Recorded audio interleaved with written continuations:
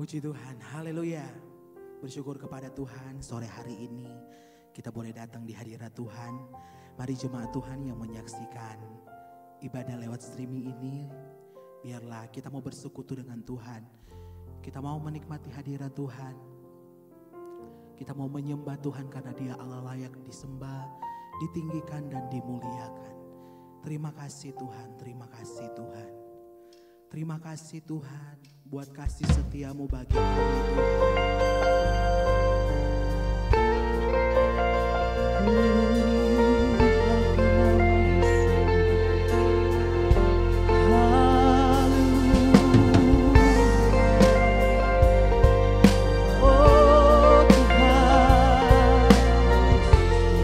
Terima kasih Tuhan, terima kasih Tuhan. Alam semesta melukiskan kebesaran Tuhan, bumi dan surga menyanyikan kemuliaan namamu. Hosana, Hosana, layak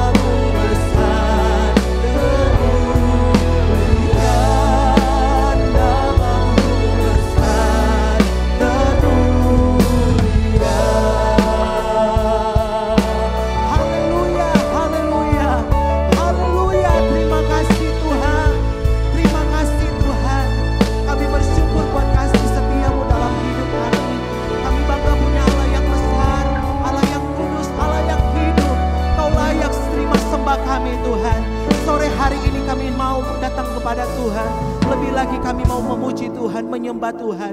Biar Engkau hadir lewat setiap pujian penyembahan kami. Dan kami percaya ketika kami menaikkan setiap pujian penyembahan kami, Tuhan disenangkan. Amin. Tuhan diberkati lewat pujian kami. Dan kami percaya setiap kami boleh menerima berkat daripada Tuhan. Kami siap memuji Tuhan dalam nama Yesus. Haleluya. Amin. Kita percaya bahwa Tuhan benteng hidup kita. Amin. Amin. Dia raja di atas segala raja yang layak terima setiap pujian kita. Haleluya.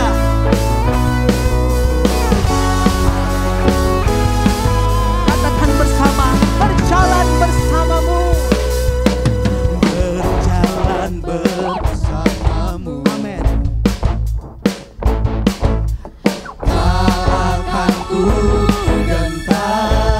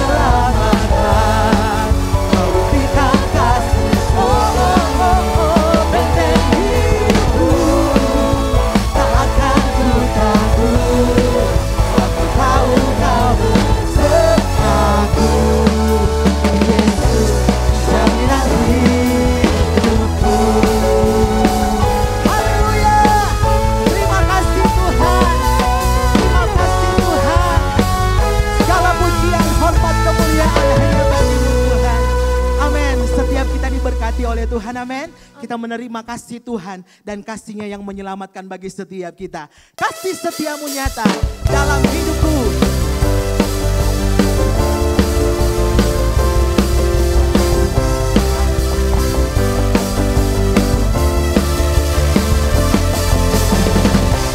Kasih setiamu nyata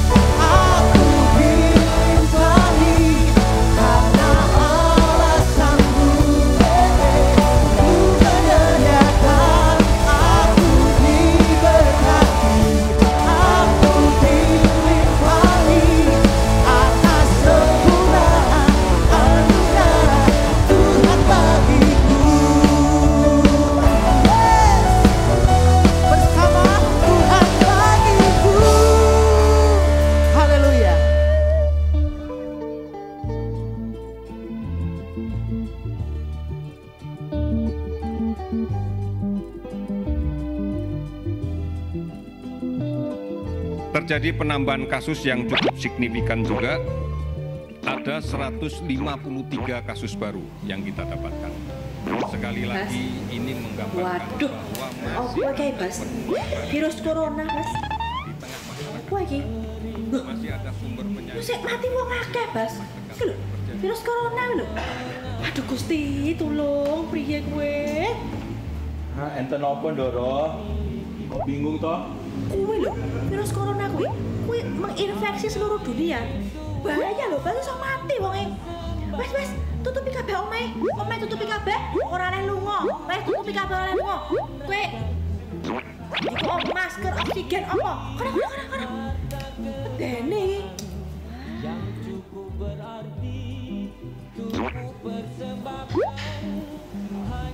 Lapor dulu. piye? Semua sudah tak tutup. Heeh. Tapi kalau kita mau belanja di luar, masa nggak boleh keluar? Tak andani Bas. Jangan keluar dulu. Iki wis beredar di TV, di itu tuh pesan-pesan grup di WA itu sudah disebar-sebar. Kok aja blonjo sik, Bas nek blonjo kok mati lho, Bas kena virus. Wes, golek oksigen, golek masker, opo ae cepet. Golek.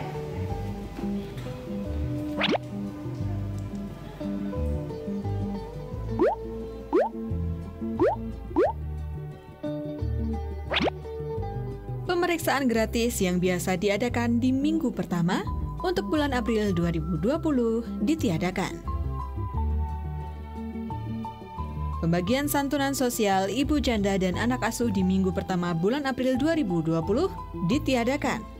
Santunan bulan April akan dibagikan sekaligus di bulan Mei 2020. Bagi Anda yang rindu untuk dibaptis, Anda dapat mendaftar terlebih dahulu.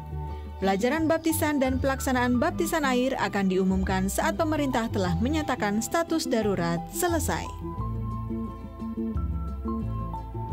Pokok doa bulan April 2020, yang pertama adalah Presiden dan tenaga medis yang sedang berupaya menanggulangi wabah corona agar tetap sehat. Kedua, nama Yesus semakin ditinggikan di tengah masa yang sukar.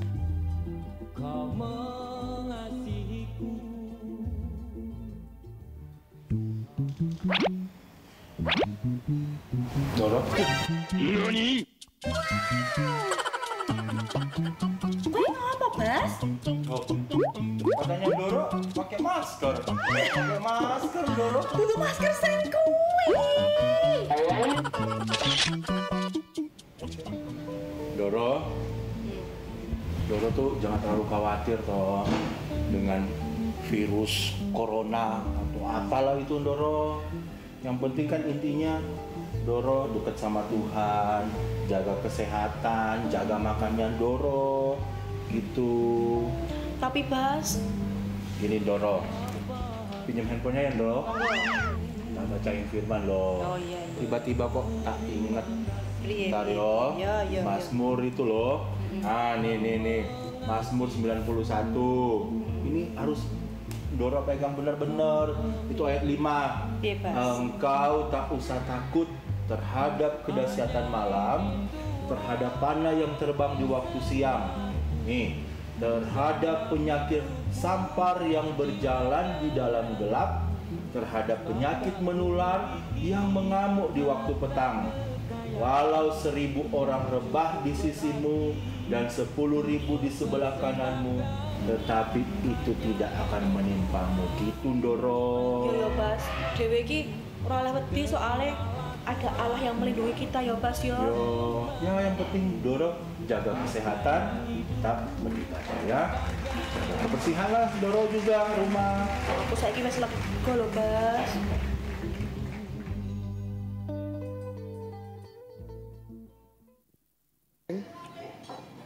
Oke. Talent Cik Dewi Kaudi, scan 3, take 2. Bentar.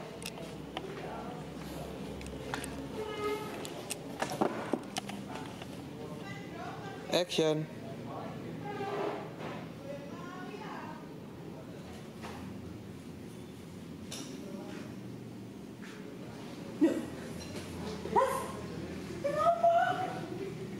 Loh, katanya Ndoro pakai masker. Ini Aku pakai ini.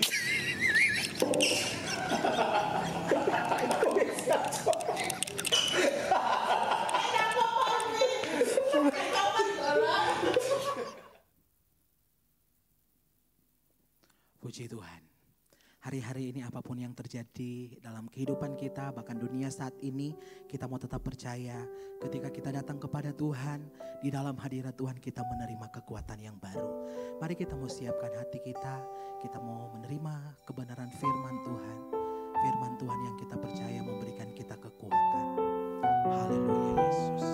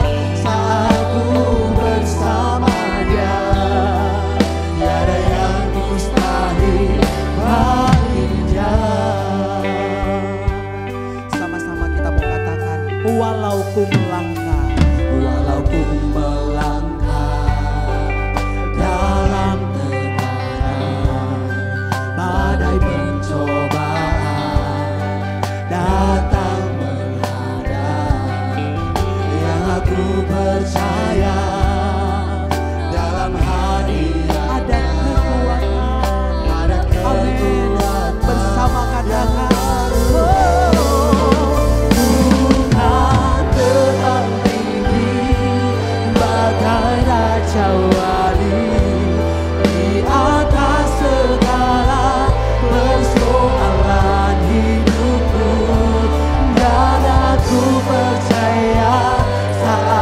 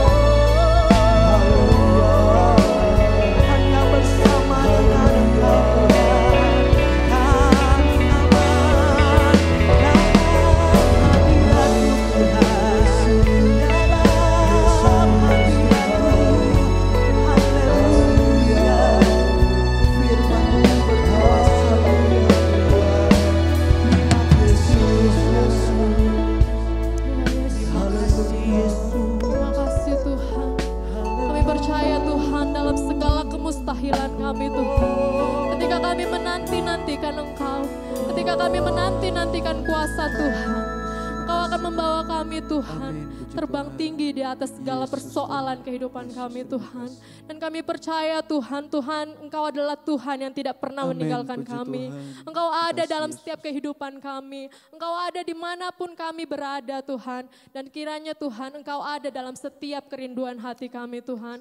Engkau yang bertahta penuh dalam kehidupan kami Tuhan. Engkau yang mau berbicara penuh dalam kehidupan kami Tuhan. Ketika firman-Mu yang nanti akan disampaikan kami dengar, biarlah itu Tuhan boleh kami dengar, boleh kami imani Tuhan. Dan kami mau percaya bahwa firman-Mu itu yang benar-benar kami hidupi dan benar-benar menghidupi kami Tuhan. Terima kasih Tuhan, terima kasih Yesus buat sore hari ini Tuhan.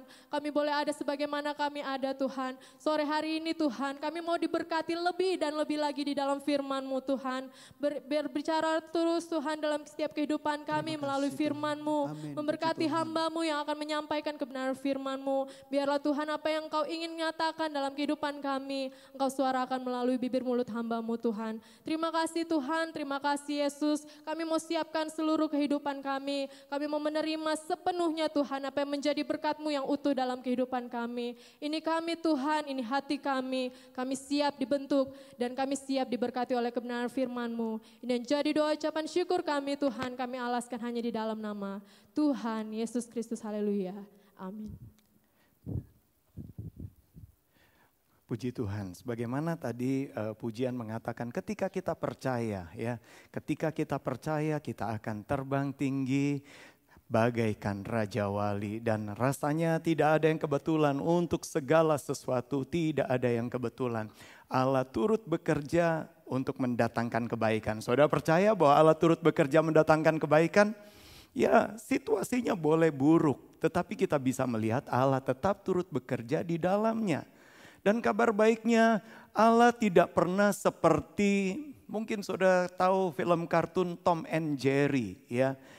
Ada ketika Tom mengejar Jerry ya. Si kucing ini mengejar tikusnya. Jadi tikus si Jerry itu selalu mengantisipasi ya. Jadi dia apa tindakan dari Tom diantisipasi ya. Itu kan peristiwa kejar-kejaran Tom and Jerry. Kadangkala kita mulai berpikir juga demikian. Ketika situasinya buruk, Allah mengantisipasi. Ketika situasinya berjalan tidak seperti yang dirancangkan, Allah kemudian mengantisipasi. Sehingga selalu ketika kita punya pola pikir seperti itu, saudara bisa bayangkan, berarti yang pegang kendali siapa? Yang pegang kendali adalah masalah. Yang pegang kendali adalah si iblis di balik semua permasalahan. Kita mulai berpikir bahwa ketika situasinya jadi buruk, itu karena kerjaannya iblis. Kemudian, seakan-akan Allah tergopoh-gopoh untuk menyelesaikan masalah. Berapa banyak kali kita selalu akhirnya terjebak pada pemikiran ketika ada masalah Allah harus mengantisipasinya. Tapi saya hanya mau beritahukan, di dalam segala permasalahan sekalipun bukan Allah mengantisipasi, tetapi Allah sudah punya rencana termasuk memperhitungkan semua masalah itu. Saya ingin buktikan dari firman Allah bahwa ketika sesuatu terjadi, mari kita bisa melihat bahwa Allah tetap adalah Allah yang pegang kendali. Di bulan ini kita masuk, hari ini tanggal 1 April, kita masuk di bulan April, ya, di bulan yang baru. Gereja lokal kita, ya, gereja Pantekosta di Indonesia, Church on the Way, kita masuk kepada sebuah tema yang baru. Temanya adalah melihat yang tak terlihat. Coba kita awali dulu dengan Ibrani 11 ayat 27. Ibrani 11 ayat yang ke-27, firman Allah mengatakan begini. Karena iman, maka ia, yaitu Musa, telah meninggalkan Mesir dengan tidak takut akan murka raja. Ia bertahan sama seperti ia melihat apa yang tidak kelihatan. Saudara bisa lihat, karena iman ya, Musa tinggalkan Mesir, tetapi ayat ini kemudian diakhiri dengan kalimat ia bertahan. Ia kuat, ia bisa melewatinya karena ia bisa melihat apa yang tidak kelihatan. Dan saya mau beritahukan, if you can see the invisible, you can do the impossible. Ketika engkau bisa melihat yang tak terlihat, engkau bisa melakukan apa yang mustahil. Kalau selama ini kita hanya sekedar sama seperti hanya bereaksi terhadap yang kelihatan. Bahkan kalau kita bicara tentang virus, apakah saudara bisa melihat virus? Tidak. Tetapi Tuhan ingin kita bisa melihat yang tak terlihat. Pak, oh berarti ini sama seperti anak indigo. Karena seringkali begitu kita bicara tentang melihat yang tak terlihat, langsung bayangannya, oh bisa melihat setan. Benar nggak? Kadang-kala kita selalu punya anggapan melihat yang tak terlihat itu berarti melihat tentang makhluk-makhluk halus. Selalu manusia ya, karena kembali lagi, karena kita ada di bawah gaya tarik ya, daya tarik dosa. Semua pikirannya itu selalu negatif. Begitu mungkin kita masuk kepada sebuah tema, melihat yang tak terlihat, kita selalu pikir, waduh kalau kayak gini serem Pak.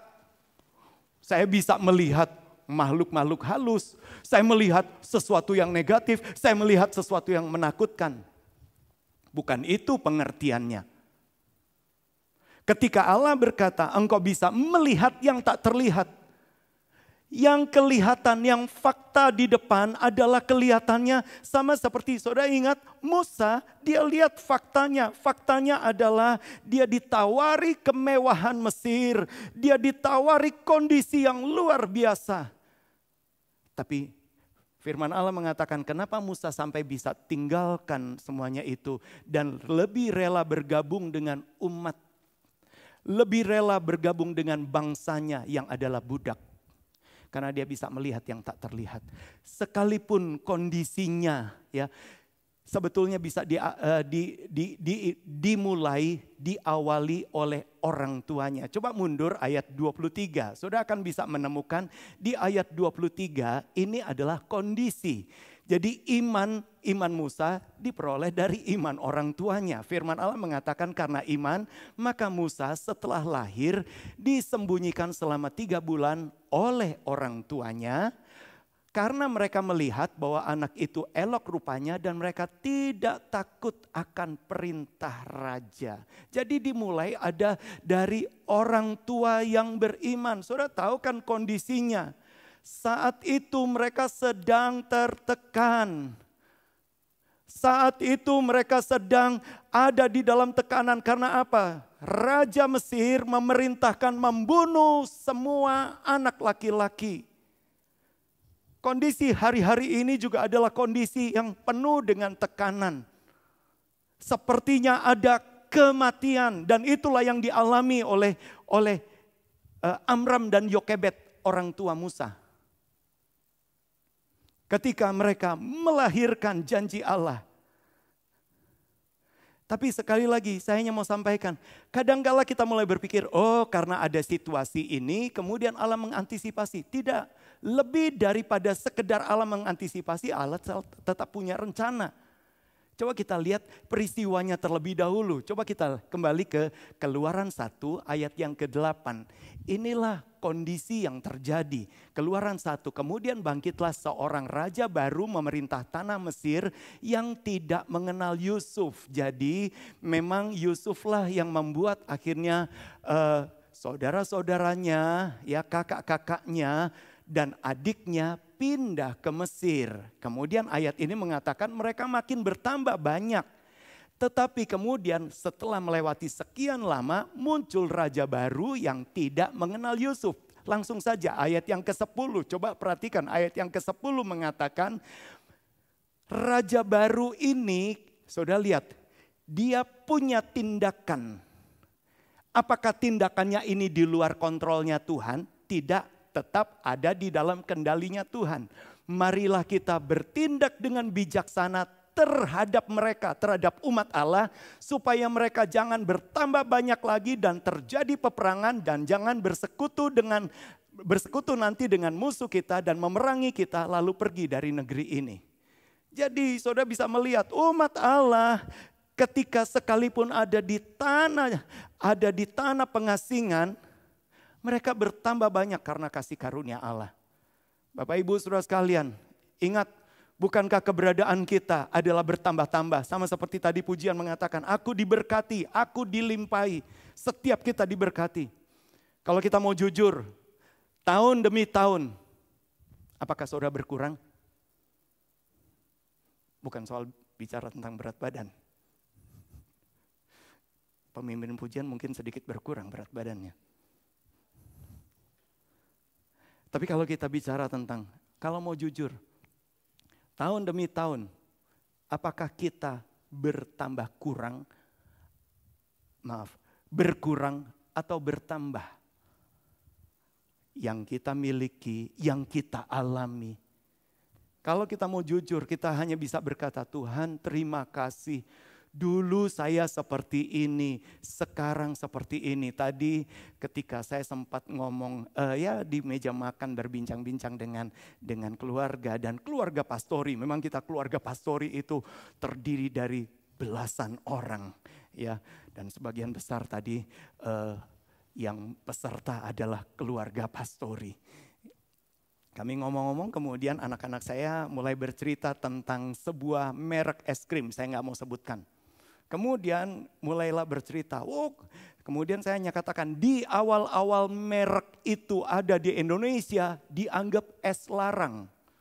Ya, sehingga nggak heran dulu ketika jinglenya, ketika ada iklannya selalu berkata es larang, ora enak. Ya, ora enaknya kenapa? Mergo larang. Esnya sih sebetulnya enak. Tapi karena mahal itu dianggap es mahal, tidak enak.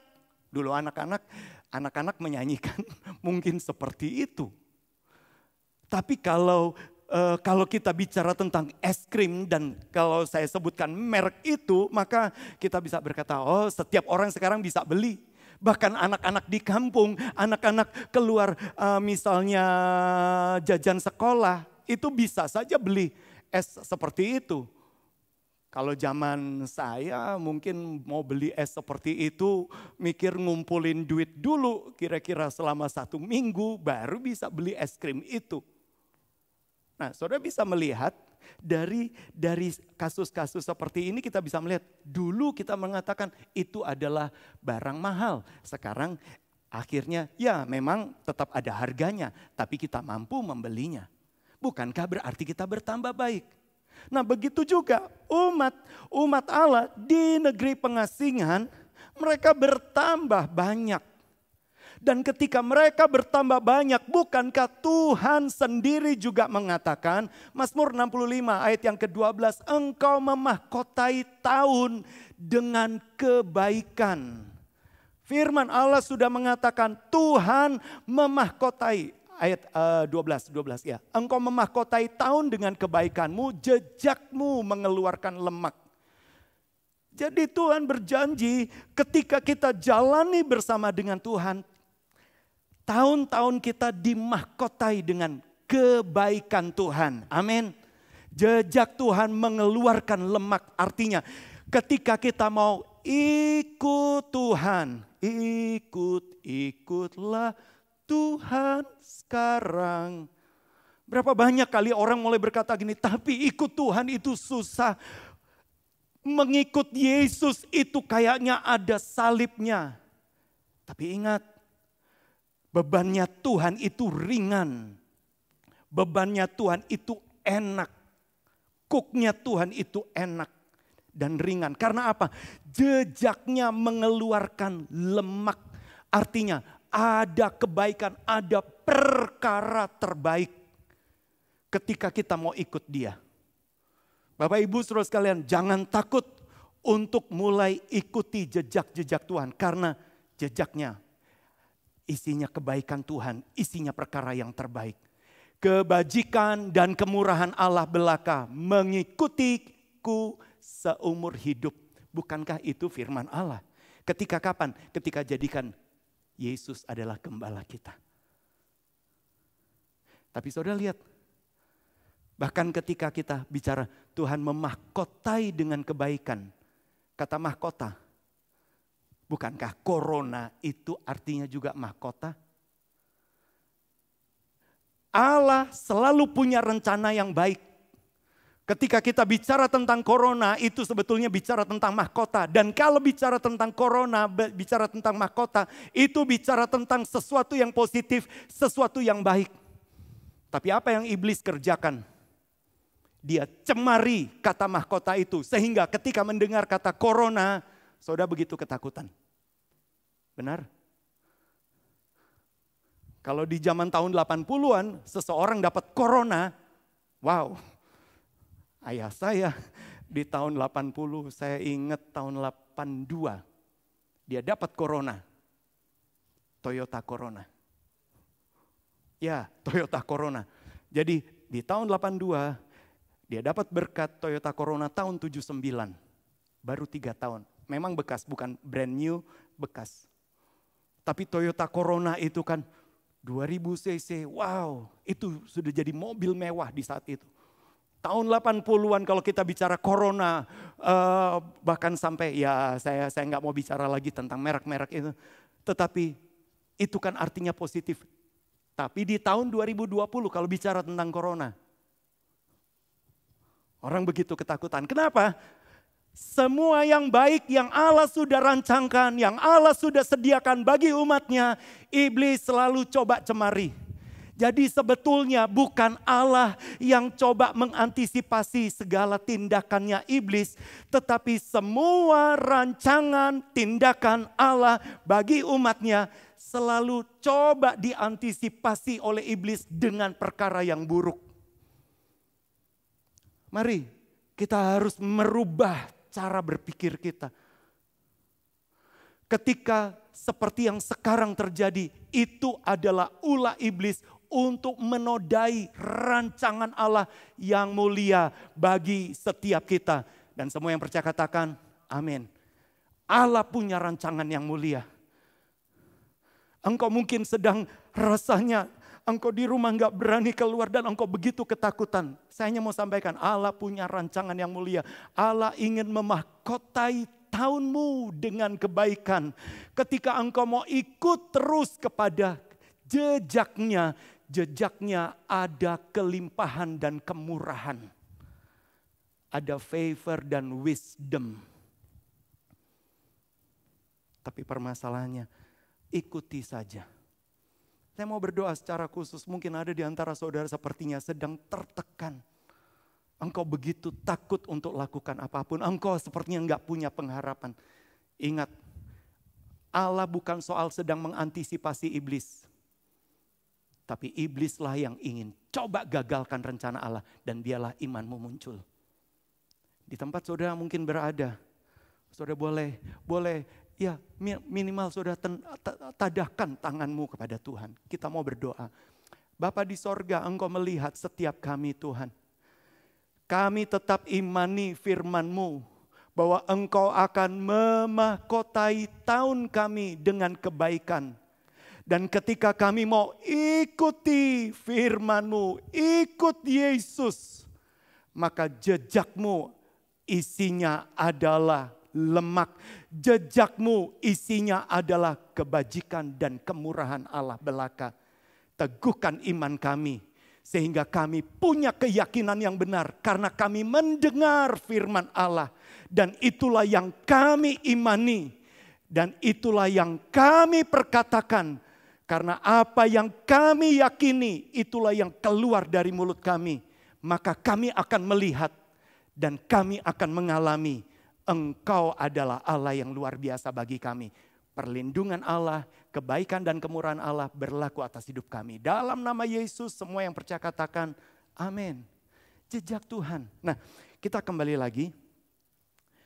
Ketika umat Tuhan bertambah banyak dan berusaha digagalkan. Coba kembali kepada Keluaran 1 tadi, ayat 12. Ayat 12 mengatakan, firman Allah mengatakan, tetapi makin ditindas, makin bertambah banyak dan berkembang mereka sehingga orang merasa takut kepada orang Israel. Sudah lihat? Kadang-kala kita mulai berpikir makin ditindas itu adalah makin tak berdaya. Kalau engkau ikut pada kehendak Tuhan. Perekonomianmu sedang tertindas. Tapi kalau engkau fokus kepada Tuhan. Firman Allah mengatakan makin ditindas, makin bertambah banyak. Makin tertindas, makin mudah Tuhan nyatakan tidak ada yang mustahil bagiku. Kemudian langsung saja ke ayat yang ke-22. Coba kita lihat ayat terakhirnya di Keluaran 1 tadi. Lalu Firaun memberi perintah kepada seluruh rakyatnya. Lemparkanlah segala anak laki-laki yang lahir bagi orang Ibrani ke dalam sungai Nil. Tetapi segala anak perempuan biarkanlah hidup. Saudara lihat ada peraturan yang rasanya kejam. Kalau ada anak laki lempar. Bunuh saja. Apakah Tuhan sedang mengantisipasi? Tidak. Allah tetap punya rancangan. Singkat cerita, Amram dan Yokebed melahirkan anak laki-laki. Mereka sedang ada di dalam situasi setiap anak laki-laki harus dibunuh, dilempar ke sungai Nil supaya mati. Amram dan Yokebed dengan iman mereka tetap taruh di sungai Nil, tetapi di atas sebuah keranjang. Dan saudara lihat, Allah turut bekerja mendatangkan kebaikan. Rancangan Allah gak bisa digagalkan, bahkan oleh penguasa sekalipun. Keranjang itu dihanyutkan di sungai Nil. Dan atas penentuan Allah keranjang itu bukan nyungsep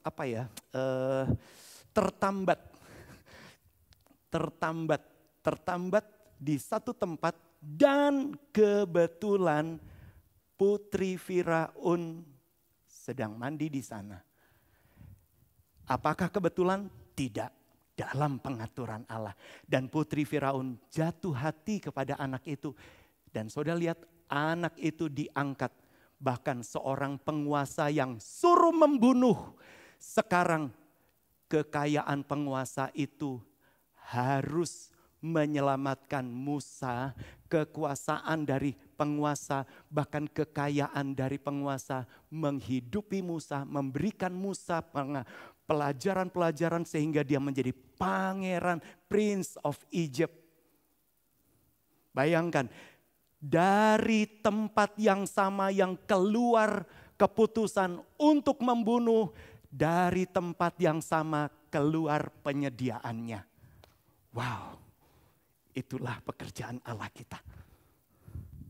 Saudara begitu ketakutan dengan tekanan-tekanan ini.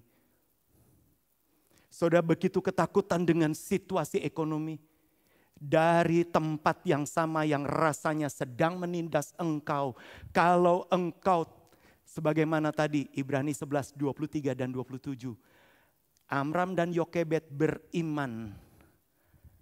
Justru dari tahta yang sama, dari tahta Mesir. Keluar kekayaan Mesir untuk menyediakan kebutuhan Musa supaya jadi besar. Supaya apa? Musa bisa menggenapi rencana Allah membawa keluar bangsanya. Wow. Bahkan lebih daripada itu. Kekayaan Mesir itu membayar ibu Musa. Karena apa? Ibu Musa harus menyusui sampai disapih. Sudah lihat? Orang tuanya juga tetap punya penyediaan.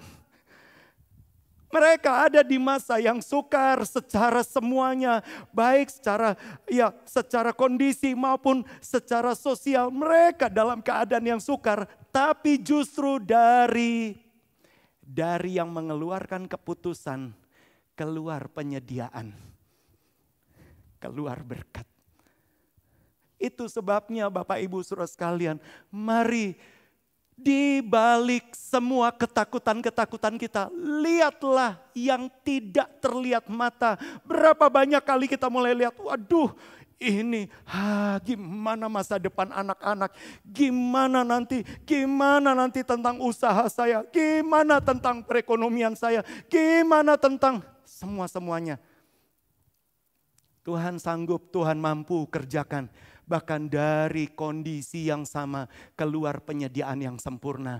Dari kondisi yang sama keluar berkat yang sempurna. Musa alami.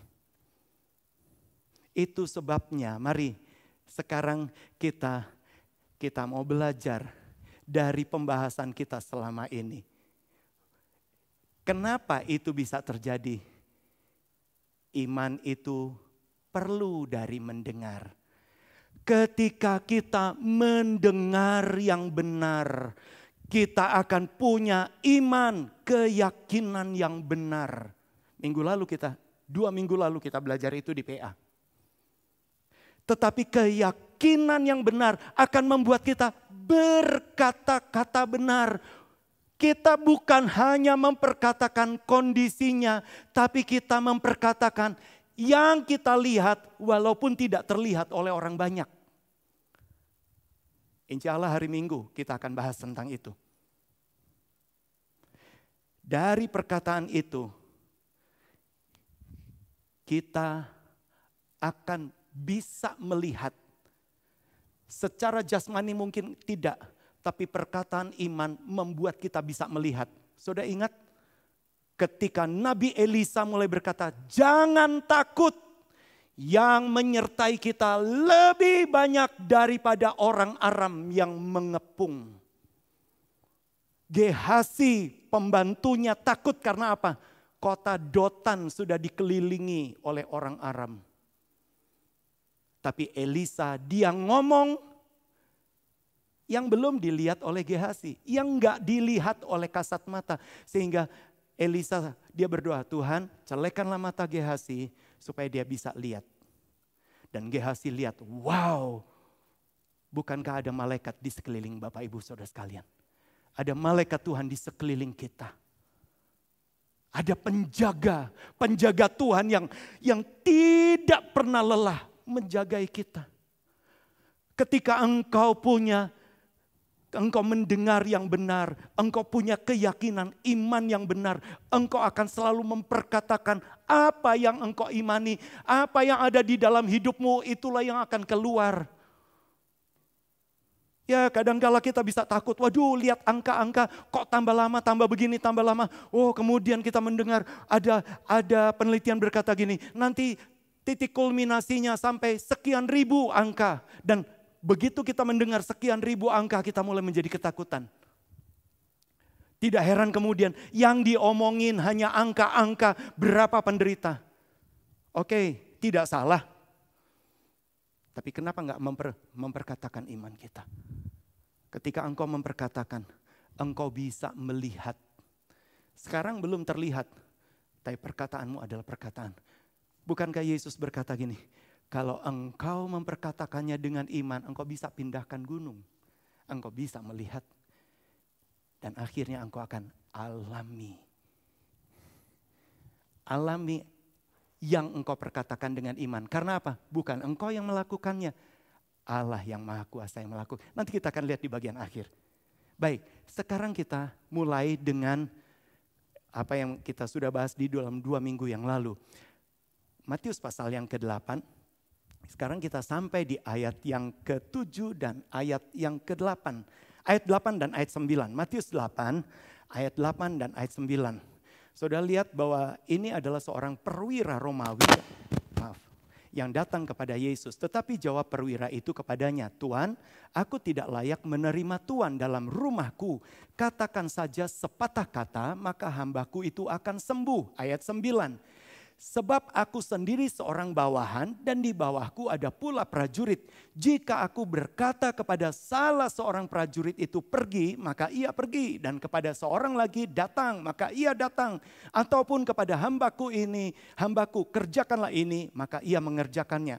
Saudara lihat, perwira ini dia punya keyakinan iman. Kenapa dia punya keyakinan iman? Sekalipun dia adalah orang kafir, dia bukan umat Allah.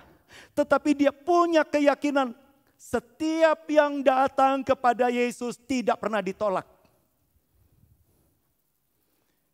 Bahkan ketika dia datang, kemudian Yesus berkata, "Aku akan datang menyembuhkan hambamu."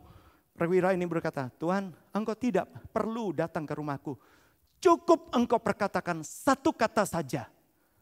Dari mana dia bisa berkata-kata dengan iman? Karena itu keyakinannya tentang Yesusnya.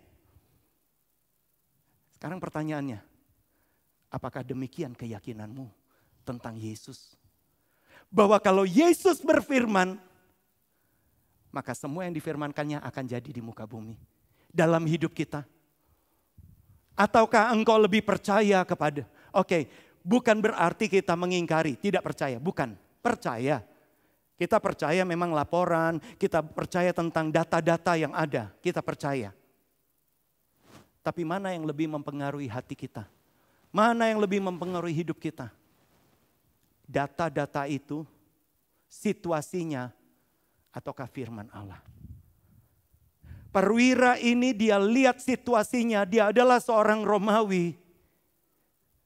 Tapi dia percaya, dia punya keyakinan iman. Kalau saja saya datang kepada Yesus, saya pasti akan ditolong. Bahkan ketika dia datang, dia percaya, "Yesus, engkau gak perlu ngomong. Engkau gak perlu datang. Engkau ngomong saja." Jadi saudara bisa melihat, ada keyakinan. Nanti memang di Rabu depan kita akan belajar. Itulah yang disebut iman yang besar. Tapi sekarang kita, rupanya apa yang kita dengar itu sangat mempengaruhi pikiran kita. Itu kayak makanan.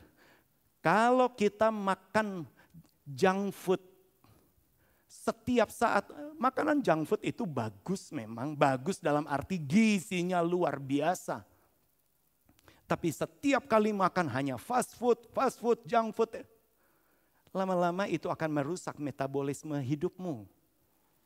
Ketika engkau makan makanan yang sehat, itu mempengaruhi metabolismemu. Begitu juga ketika engkau mendengar, benar data itu, benar informasinya benar. Tapi informasi dari dunia ini, bukankah dunia juga sedang digoncangkan? Dan bukankah juga Tuhan juga sampaikan informasinya lewat apa? Lewat firman. Tapi berapa banyak kali, coba kita introspeksi, mana yang lebih mempengaruhi hatimu? Situasi dunia ini ataukah firman Allah? Taati memang kepada pemerintah, himbauannya. Itu sebabnya kami tetap lakukan lewat streaming. Taati semuanya. Tapi mana yang lebih mempengaruhi hidup kita? Nah, perwira ini dia imani. Karena apa? Dia dalam keterbatasannya, dia punya iman. Apa yang dia dengar tentang Yesus itu membangkitkan iman. Itu sebabnya dia berkata-kata dengan benar. Itu sebabnya walaupun belum dia lihat, dia sudah bisa melihat. Kalau Yesus berkata satu patah kata saja, hambaku pasti sembuh. Dan dia alami. Baik, sekarang kita kembali lagi kepada Mazmur 91. Coba kita kembali kepada satu tokoh. Dia ngalami semua ini. Mazmur 91 ayat 14. Kalau tadi Basuki membaca ayat 5 sampai ayat 7, sekarang kita baca ayat 14-nya. Mari ya. Kita para pria saya anggap Basukinya, kemudian para wanita saya anggap kanjeng maminya. Mari Kanjeng Mami dan Basuki kita baca sama-sama. Bukankah Basuki itu artinya baik? Ya, Basuki itu kalau nggak salah artinya Basuki itu artinya mulia kalau nggak salah. Mulia, Basuki, baik. Ya, jadi ketika saudara dengar kata Basuki jangan, wah itu kan nama pelawak. Itu artinya baik loh, Basuki. Baik, mari kita para Basuki dan para Kanjeng Mami, kita baca sama-sama. Para pria dan wanita, kita baca sama-sama. Nggak ada yang di tengah-tengah ya. Nggak ada yang di tengah-tengah. Kita baca sama-sama. 2, 3, mulai. Sungguh hatinya melekat kepadaku, maka aku akan meluputkannya. Aku akan membentenginya, sebab ia mengenal namaku. Saudara lihat, ketika hati kita melekat kepada Tuhan, maka Tuhan meluputkan. Karena apa? Ia mengenal. Di minggu lalu kita sudah belajar, baik di minggu pagi maupun minggu sore. Ketika kita bicara tentang berdoa, berdoa itu bicara tentang sebuah hubungan. Tetapi berdoa itu juga bicara tentang kita masuk ke dalam ajakan perlindungannya. Yang ketiga di minggu pagi, berdoa itu bicara juga tentang kita mencengkeram dia. Kita mengalami dia lewat pengalaman. Tetapi kalau saya sedikit mengulang juga di minggu sore juga kita bicara tentang kedekatan dengan Tuhan. Ketika kita bicara kedekatan dengan Tuhan, ingat Tuhan tetap di satu perahu dengan kita. Apa yang terjadi tetap di dalam kehendak Tuhan. Dan yang kedua, kita belajar Tuhan tetap ada di tengah krisis. Tuhan bukan berarti dia ada di sorga kemudian dia tinggalkan kita. Tidak, dia tetap di tengah krisis. Ketika murid-murid sedang menghadapi badai, Yesus ada di dalam perahu itu. Dan Yesus mendatangkan kebaikan. Yesus punya rencana yang baik. Dan yang ketiga, minggu sore kemarin kita bicara tentang itu pengalaman mencengkeram. Mengalami dia lewat pengalaman alamiah. Nah, saudara bisa melihat Daud, dia punya pengalaman mencengkeram Allah. Karena apa? Dia punya pengalaman. Dia punya pengalaman, rasanya harus melewati masa-masa sukar. Tapi dia mengalami. Sama seperti sebuah pujian. Ya ku tahu sebab ku alami. Allahku dan surga sungguh. Dosaku telah diampuni. Allah sungguh aku telah jumpa. Ya ku tahu. Kita tahu karena kita ngalami. Kita tahu bukan hanya karena dengar. Tapi ngalami. Jemaat Tuhan, alamilah dia adalah Allah yang maha kuasa. Alamilah bahwa dia adalah Allah yang pegang kendali. Dia bukan hanya mengantisipasi iblis. Iblislah yang coba mengantisipasi rencana Allah yang mulia untuk hidup kita. Iblis coba gagalkan. Tapi hari ini biarlah kita punya keyakinan yang benar. Seperti perwira Romawi itu. Allah yang pegang kendali. Sekarang bagaimana kita bisa kenal bahwa Daud. Bisa tahu bahwa Daud mengenal Allahnya. Coba kita lihat kepada Mazmur 119. Karena ada kemungkinan, memang kemungkinannya besar sekali. Mazmur 119 itu ditulis oleh Daud. Itu pengalaman Daud dengan Allahnya. Kita awali dengan ayat pertama dan kedua. Mazmur 119 ayat pertama dan ayat yang kedua mengatakan, berbahagialah orang-orang yang hidupnya tidak bercela, yang hidup menurut Taurat Tuhan. Ayat yang kedua, berbahagialah orang-orang yang memegang peringatan-peringatannya, yang mencari dia dengan segenap hati. Saudara bisa lihat Daud mengawali ya tulisannya yang panjang ini 176 ayat ini dengan kata berbahagialah orang yang benar-benar mencengkeram Tuhan lewat apa? Lewat firman-Nya. Kita ngalami tetapi di dalam pengalaman kita responi firman Allah. Disitulah kita mengalami saya mencengkeram, saya mengalami firman. Kadangkala Allah harus izinkan situasi buruk dan kita harus lihat kalau engkau percaya kepada firman maka engkau akan alami. Tuhan kita adalah Tuhan yang terlalu luar biasa. Dia bisa pakai banyak cara. Dan dia tidak pernah terbatas. Alamilah firman Allah. Di tengah masa yang sukar, di tengah tekanan ini, alamilah firman Allah. Dan firman Allah sudah berkata, menjanjikan, berbahagialah engkau. Mari sekarang kita lihat ayat berikutnya di ayat yang ke-27. Menarik sekali. Coba kita lihat bahasa Indonesia. Ya, di terjemahan bahasa Indonesia mengatakan begini. Ayat 27, Mazmur 119 ayat 27 mengatakan, buatlah aku mengerti petunjuk titah-titahmu, supaya aku merenungkan perbuatan-perbuatanmu yang ajaib.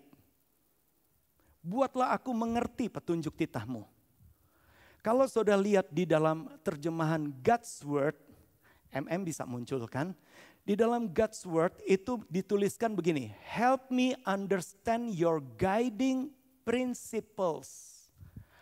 Ajarku mengerti prinsip-prinsip petunjukmu, your guiding.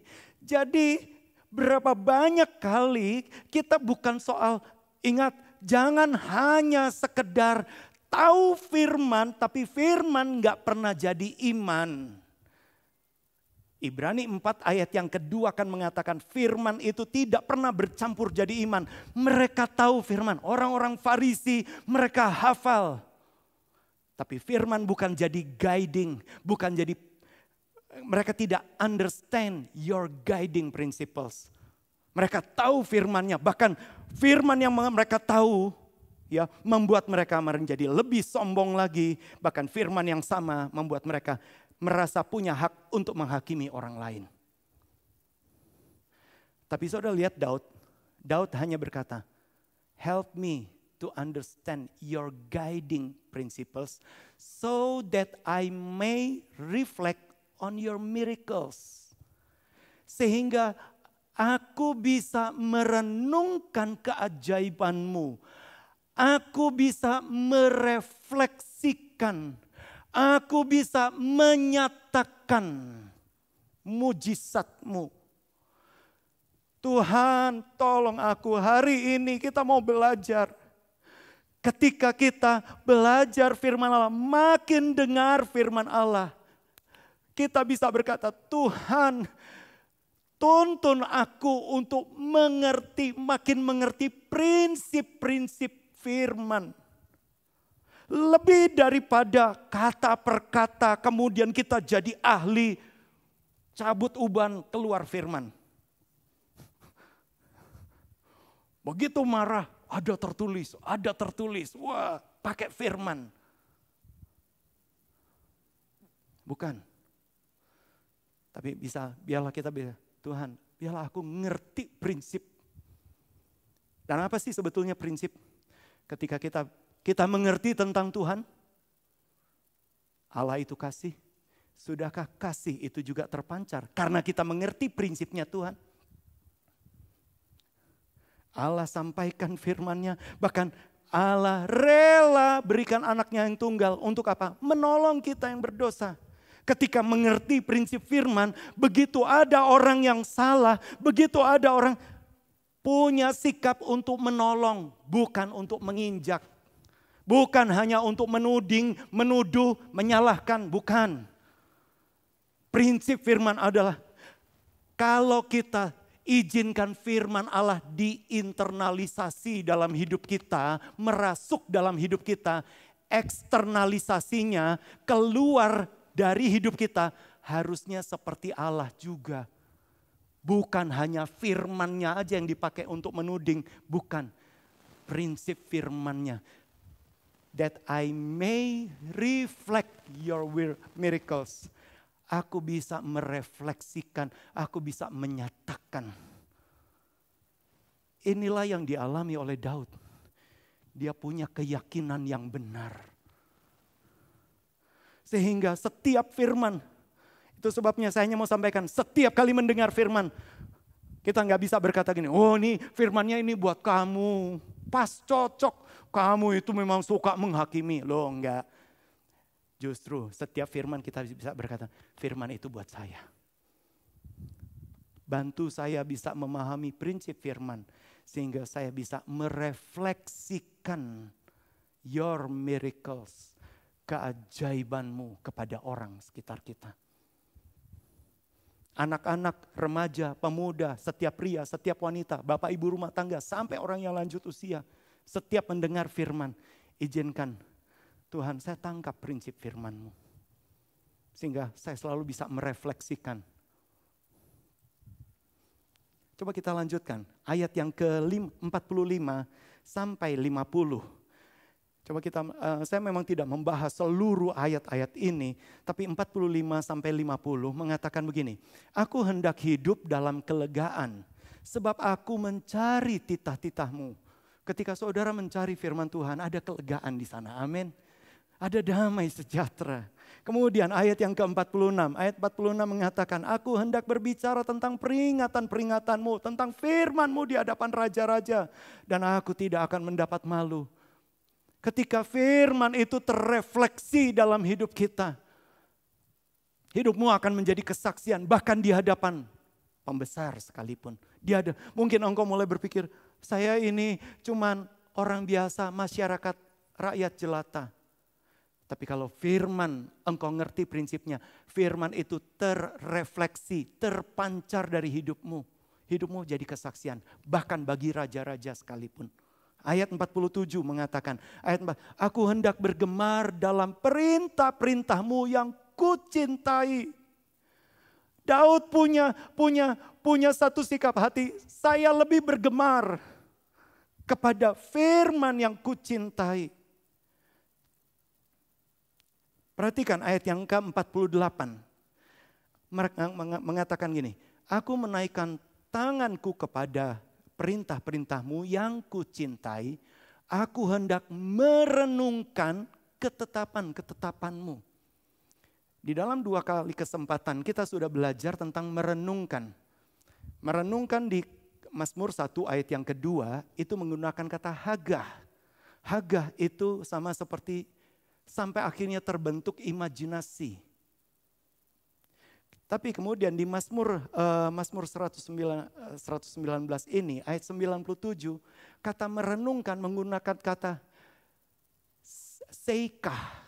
Seikah itu bicara tentang merenungkan sebagai doa, sebagai devotion, sebagai pengabdian.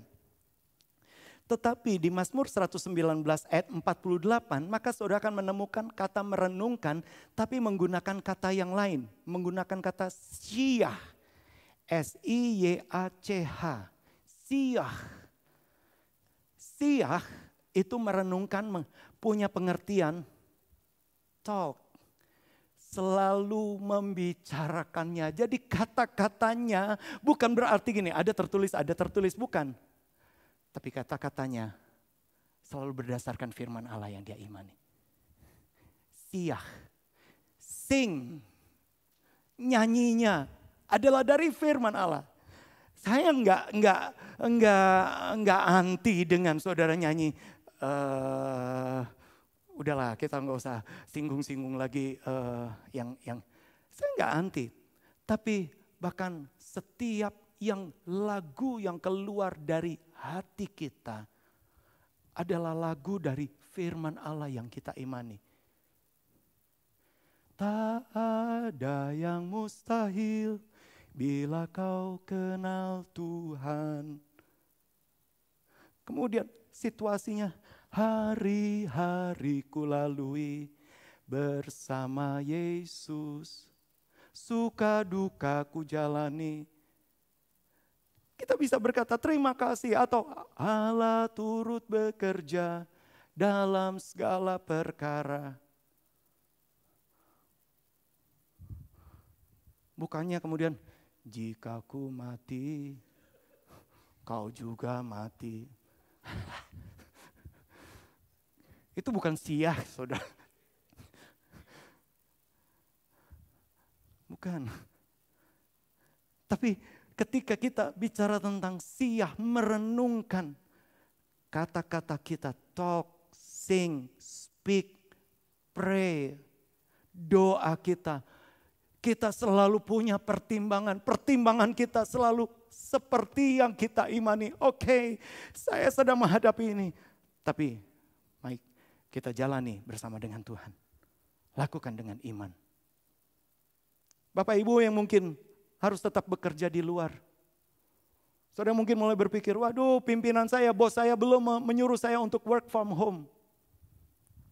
Ingat, engkau bukan jalani hari-harimu dengan ketakutan, tapi jalani karena engkau siah. Engkau punya prayer, engkau punya sing, kata-katamu, bukankah Tuhan beserta saya? Siah. Engkau selalu punya pertimbangan. Kemudian coba kita teruskan ayat 88 sampai 94. Ayat 88 sampai 94 mengatakan, hidupkanlah aku sesuai dengan kasih setiamu, supaya aku berpegang pada peringatan yang kau berikan. Ingat, kasih setia Tuhan itulah yang menghidupkan kita. Yang menjaga kehidupan kita. Lebih daripada semua kemampuan kita. Kasih setia Tuhan. Hari ini saya hanya mau sampaikan. Saudara percaya kasih setia Tuhan menjaga hidupmu. Kemudian ayat yang ke-89. Terus ayat yang ke-89. Untuk selama-lamanya ya Tuhan, firman-Mu tetap teguh di sorga. Ingat, firman Tuhan tetap teguh. Segala sesuatu bisa bergoncang. Firman Tuhan tetap teguh. Tidak berubah. Gunung-gunung boleh beranjak. Bukit-bukit boleh bergoncang, kasih setia Tuhan tidak beranjak daripadamu. Ayat yang ke-90, firman Allah mengatakan, 90, kesetiaanmu dari keturunan kepada keturunan, engkau menegakkan bumi sehingga tetap ada. Kesetiaan Tuhan dari keturunan, dari generasi ke generasi.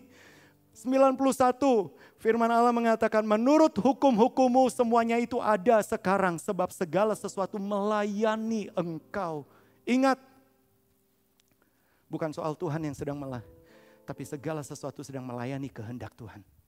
Ada di dalam rencana Tuhan. Segala sesuatu. Ketika engkau percaya kepada firman-Nya, segala sesuatu melayani engkau. Wow. Ayat 92 mengatakan, 92, sekiranya Taurat-Mu tidak menjadi kegemaranku, maka aku telah binasa dalam sengsaraku. Ayat 93, klik. Untuk selama-lamanya aku tidak melupakan titah-titah-Mu. Sebab dengan itu engkau menghidupkan aku. Sudah lihat, kita dihidupkan oleh titah-titah Tuhan. 94, firman Allah mengatakan, 94 klik. Aku kepunyaan-Mu, selamatkanlah aku. Sebab aku mencari titah-titah-Mu. Bukankah kita bisa berkata, Tuhan, inilah yang terjadi. Bahkan kita coba teruskan. 103.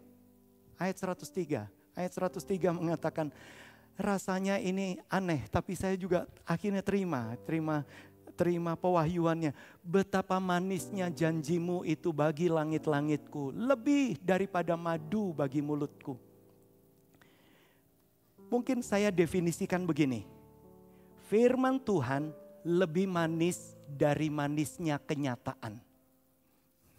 Kadangkala saudara mulai berpikir gini, manisnya kenyataan. Atau ada sebuah lagu kan mengatakan pahitnya kenyataan. Janji lebih manis daripada kenyataan. Tapi saya hanya mau, hidupmu mungkin sudah manis. Hidupmu sudah baik. Firman Tuhan lebih daripada itu. Dan itulah yang dialami oleh Daud.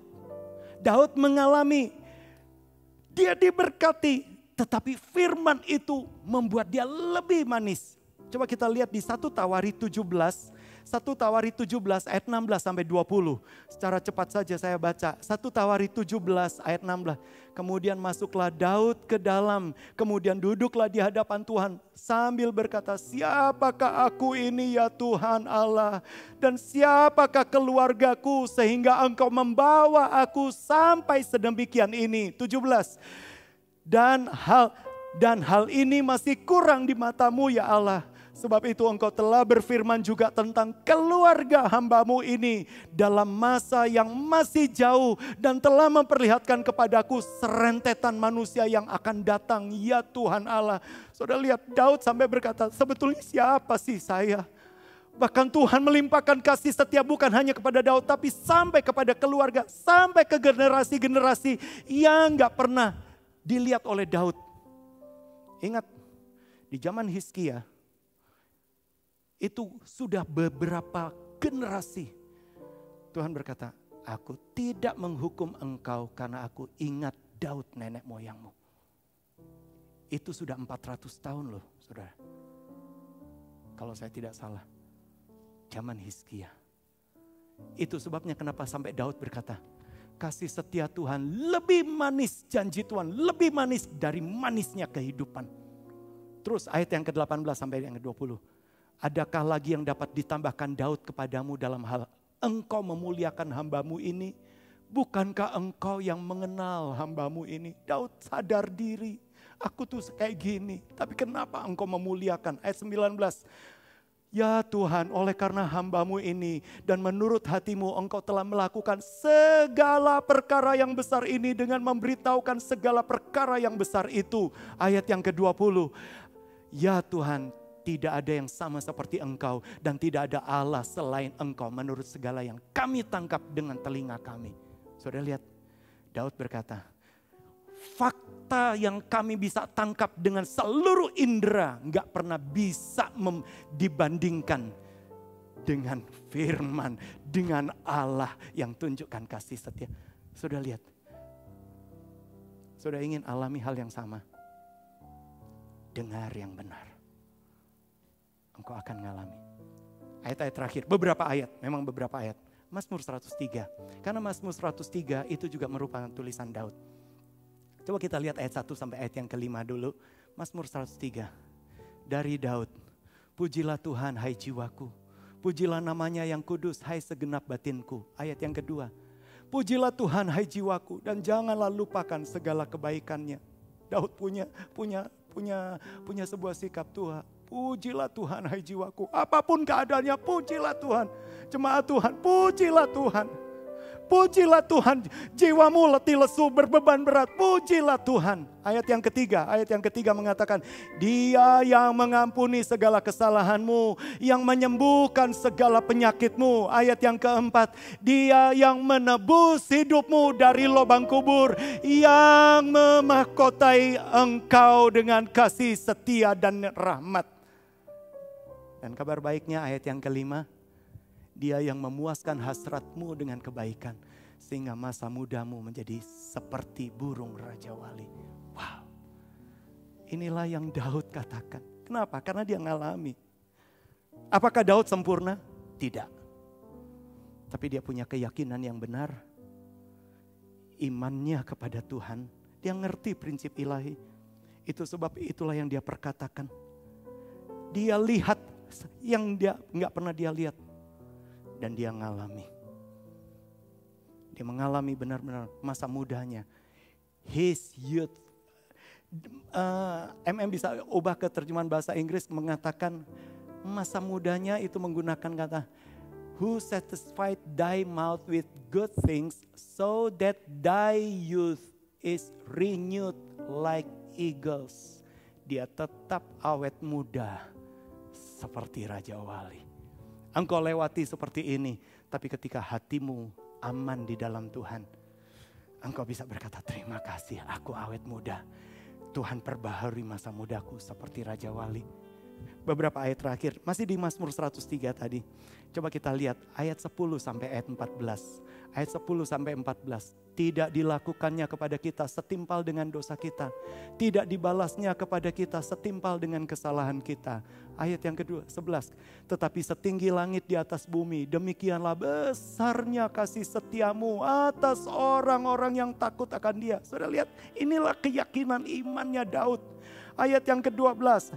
Sejauh timur dari barat, demikianlah dijauhkannya daripada kita, pelanggaran kita. Daud bukan orang yang sempurna, tetapi dia punya keyakinan yang benar. Itu sebabnya dia bisa berkata-kata. Kemudian terus ayat berikutnya. Seperti Bapa sayang kepada anak-anaknya, demikianlah Tuhan sayang kepada orang-orang yang takut akan Dia. Ayat 14. Sebab Ia sendiri tahu apa kita. Dia ingat bahwa kita ini debu. Wow. Kita punya Bapa di sorga. Bapa di sorga gak pernah tinggalkan kita. Dan kita gak pernah berjalan sendiri. Mari jemaat, saudara yang ada di rumah, nyanyikan sebuah pujian lama. Tak jalan sendiri Tuhan besertaku.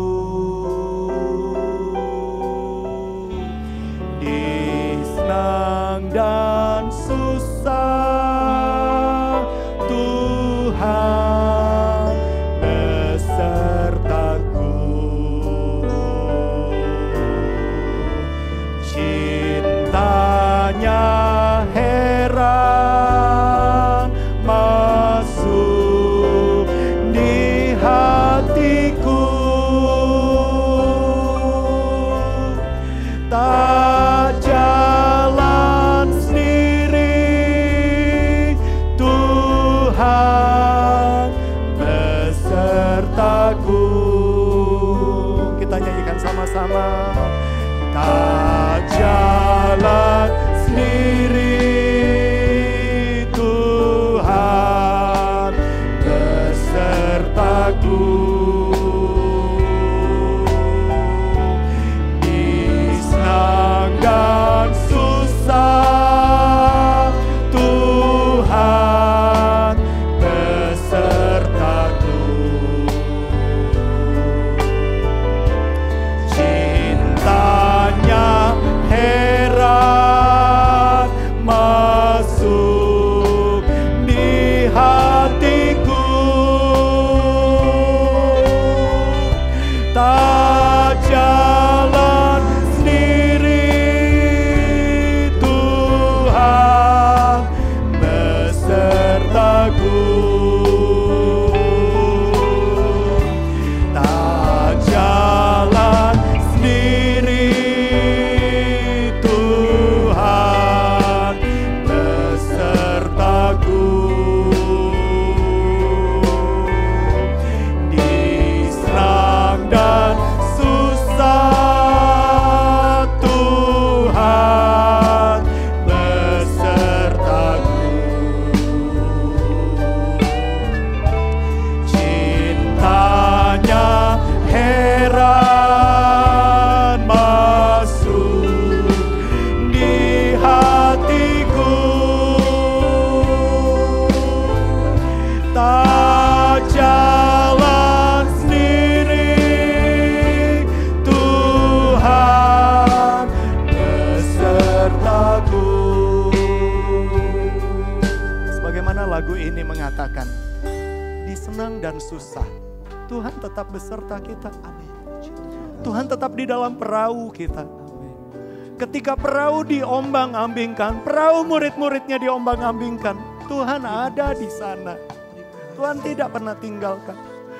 Memang pernah ada satu peristiwa, Yesus ada di atas bukit dan Yesus suruh murid-muridnya lebih dulu menyeberang. Dan murid-muridnya lebih berpikir, nggak ada Tuhan. Mereka di tengah diserang badai. Tapi apa yang terjadi? Yesus berjalan di atas badai, menghampiri murid-murid, menghampiri perahu mereka. Tuhan ada di perahu hidupmu. Apa yang kita izinkan masuk di hati kita? Apakah cintanya Allah? Apakah firman-Nya? Tak jalan sendiri, Tuhan besertaku. Di senang dan susah, Tuhan besertaku. Cintanya heran masuk di hatiku, tak jalan sendiri, Tuhan besertaku. Cintanya heran masuk di hatiku, cintanya heran masuk di hatiku, tak jalan sendiri, Tuhan besertaku. Sekali lagi katakan, cintanya heran, cintanya heran masuk di hatiku, tak jalan sendiri, Tuhan besertaku. Mari sekali lagi dengan iman, cintanya heran, cintanya heran masuk di hatiku, tak jalan sendiri, Tuhan besertaku. Mari kita mulai sama sama-sama berdoa. Haleluya, haleluya, haleluya, haleluya. Gerala-balaba saya, haleluya, haleluya, haleluya. Penuhilah hati dan pikiran kami dengan cinta-Mu, dengan kasih setiamu Tuhan. Haleluya, haleluya. Gerala-balaba saya, dan kuk itu dilenyapkan oleh urapan. Kuk itu dilenyapkan oleh urapan. Kiranya turunlah urapan dari Tuhan. Kiranya turunlah sukacita dari Tuhan. Kiranya turunlah damai sejahtera Tuhan atas setiap kami. Haleluya, haleluya.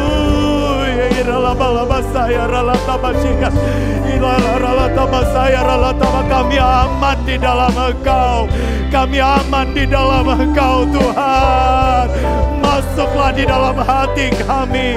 Bertatalah atas pikiran kami. Bertatalah atas pikiran kami Tuhan. Engkau jadi Tuhan atas hidup kami. Engkau jadi Tuhan atas rumah tangga kami. Engkau jadi Tuhan atas kesehatan kami. Engkau jadi Tuhan atas masa depan kami.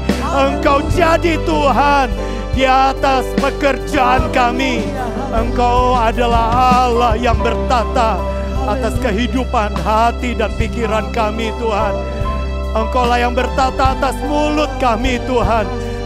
Dan biarlah hati kami tetap bersuka karena firman-Mu lebih daripada semuanya Tuhan. Dan terima kasih Tuhan, kami aman di dalam Engkau.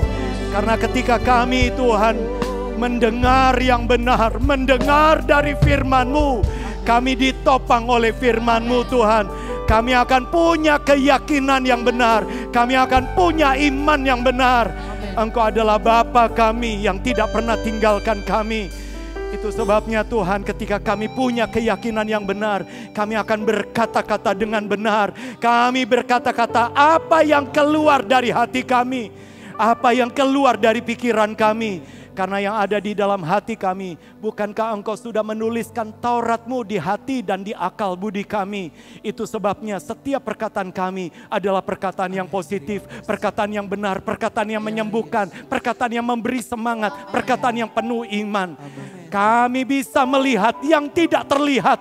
Hari ini kami melihat Allah yang berkuasa sedang berdaulat, bahkan berdaulat atas bangsa kami Tuhan. Kami boleh melihat Engkau sendiri menjagai, bahkan Engkau sendiri tetap menjadi Yehova Rafa, Allah yang menyembuhkan. Kami tetap tinggikan Yesus, Engkau yang sudah tergantung di kayu salib untuk menebus dosa. Tetapi oleh bilur-bilur-Mu, siapapun yang sakit dan melihat kepada Engkau disembuhkan.